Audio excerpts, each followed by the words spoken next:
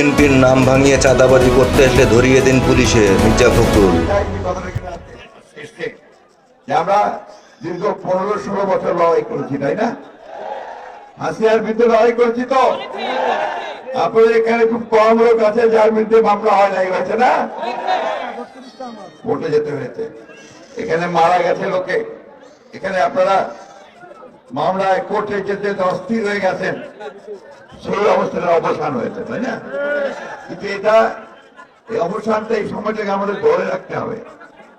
যদি আমরা একটা ভালো নির্বাচন করতে পারি, সেই নির্বাচনের মধ্যে জনগণের প্রতিনিধিকে নিয়ে আসতে পারি, তাহলে আমাদের সমস্যার কেন্দ্র সমাধান হবে।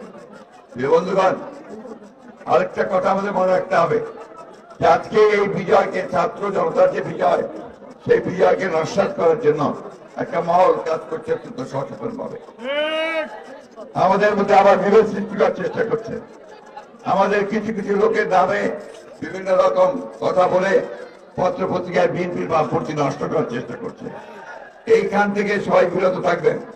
যদি কাউকে দেখেন যে চাঁদাবাজি করছে বা দখলদারি করছে, তাকে ধরে সাথে সাথে পুলিশে দেবেন অথবা আপনারা এই ব্যাপারে আমাদের কোন রকমের কোন সুপারিশ থাকবে না। আমরা পরিষ্কার বিএনপির কোন লোক এটা করতে পারে না, আপনাদেরকে এটা প্রতিরোধ করতে হবে। বন্ধুরা, এই কথাটা মেসেজটা খুব ক্লিয়ার। আমরা বন্যা দুর্গত মানুষের পাশে দাঁড়াতে এসেছি, আমরা দাঁড়াবো। আরেকটা কথা আমি বলতে চাই, এই নতুন সরকার মাত্র 20-22 দিন বয়স হয়েছে, একে আমাদের সময় দিতে হবে যে সে যেন একটা সুষ্ঠু নির্বাচন করার মতো পরিবেশ তৈরি করতে পারে, তাই না? আগে ভাগে বেশি কথা বলা ঠিক হবে না। সমস্ত রাজনৈতিক দলগুলোর সঙ্গে আলোচনা করে আমরা গিয়েছিলাম, আমরা বলেছি যে আলোচনা করে বসে সকলে যা চায় মানুষ, সেইভাবে একটা নির্বাচনের ব্যবস্থা করতে হবে। কিন্তু দ্রুত তার সঙ্গে জনগণের যে দাবি, জনগণের প্রতিনিধির হাতে ক্ষমতা তুলে দিতে হবে, জনগণের সরকারের হাতে ক্ষমতা শেষ করে দিয়েছি। আপনারা ভালো আছেন তো? ভালো থাকবেন সবাই।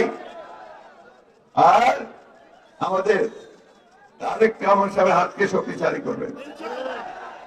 দেশরত্ন বেগম খালেদা মুক্ত হয়েছেন, তিনি যেন চিকিৎসা করে আমাদের ফিরে আসতে পারে তার জন্য দোয়া করবেন, তাই না? তাহলে আপনারা সবাই ওয়াদা করছেন তো? ঠিক মতো চলবেন। ভালো থাকবেন সবাই। আসসালামু আলাইকুম, খোদা হাফেজ। Voice Jessore, always in search of truth.